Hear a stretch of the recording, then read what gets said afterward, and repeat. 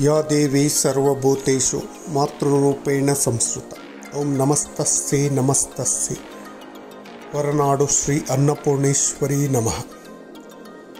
ಆತ್ಮೀಯ ವೀಕ್ಷಕ ಮಿತ್ರರೇ, ಈ ದಿನ ಒಂದು ವಿಶೇಷವಾದ ದೇವಾಲಯ ಚಿಕ್ಕಮಗಳೂರಿನಲ್ಲಿ ಇರುವಂತಹ ಹೊರನಾಡು ಅನ್ನಪೂರ್ಣೇಶ್ವರಿ ದೇವಾಲಯಕ್ಕೆ ಕರ್ಕೊಂಡು ಬಂದಿದ್ದೀನಿ. ಸ್ನೇಹಿತರೆ, ಹೆಸರೇ ಹೇಳುವಂತೆ ಅನ್ನಪೂರ್ಣೇಶ್ವರಿ ಅಂದರೆ ಅನ್ನದಾನ ಮಾಡುವಂತಹ ಸ್ಥಳ. ಜೀವಿಸಕ್ಕೆ ಬೇಕಾಗಿರುವಂಥ ಅನ್ನವನ್ನು ಕೊಡುವಂಥ ಮಹಾತಾಯಿ ಅಂತಲೇ ಹೇಳಬಹುದು. ಪರಮಾತ್ಮ ಶಿವನಿಂದ ವರದಾನವನ್ನು ಪಡ್ಕೊಂಡು ಹಸಿದವರಿಗೆ ಅನ್ನವನ್ನು ಕೊಡುವಂತಹ ಮಹಾತಾಯಿ ಶ್ರೀ ಅನ್ನಪೂರ್ಣೇಶ್ವರಿ ದಿವ್ಯ ಸನ್ನಿಧಾನ.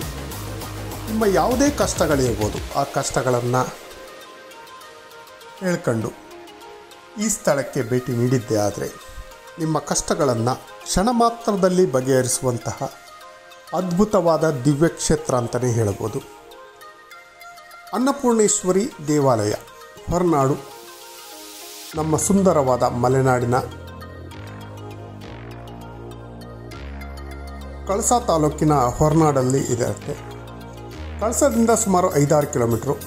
ಪ್ರಕೃತಿಯ ರಮ್ಯ ದೃಶ್ಯಗಳು, ರಮಣೀಯವಾದ ವಾತಾವರಣದ ಮಧ್ಯದಲ್ಲಿ ನೆಲೆಸಿರುವಂತಹ ಅನ್ನಪೂರ್ಣೇಶ್ವರಿ ದೇವಾಲಯ ಅದ್ಭುತದಲ್ಲಿಯೇ ಅದ್ಭುತ ಅಂತಲೇ ಹೇಳಬಹುದು. ಈ ದೇವಾಲಯಕ್ಕೆ ಬರೀ ಕರ್ನಾಟಕ ಒಂದೇ ಅಲ್ಲ, ತಮಿಳುನಾಡು, ಕೇರಳ, ಆಂಧ್ರ ಪ್ರದೇಶ, ಇಡೀ ಭಾರತಾದ್ಯಂತ, ಜೊತೆಯಲ್ಲಿ ಪಕ್ಕದ ಶ್ರೀಲಂಕಾ, ಸಿಂಗಾಪುರ ಹಾಗೂ ಇತರೆ ದೇಶಗಳಿಂದಲೂ ಕೂಡ ಈ ದೇವಾಲಯಕ್ಕೆ ಭೇಟಿ ನೀಡ್ತಾರೆ.